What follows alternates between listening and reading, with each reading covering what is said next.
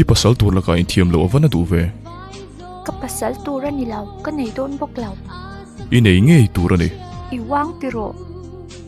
no minen ro ka in sum thei lo wanga thil thlenga khan thiam lo nai nei lo chuan ani hi nei ro ma se itana thaber tur zo ka ni ti hre thiam shram ro kum tam tak chungi kop to mi pa ani a abula chun nuam sa tak ani khosa thei bokang ka nei du hei nem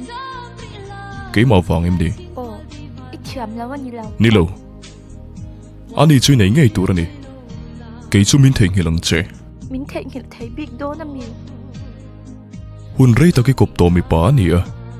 in chung ko ni po in po in hre chiang ton to leang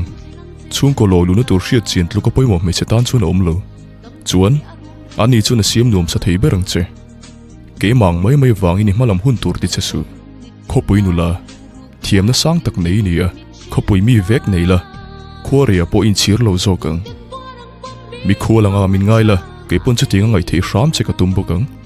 mi khol chu cham hlen tur ruat kan ni si lova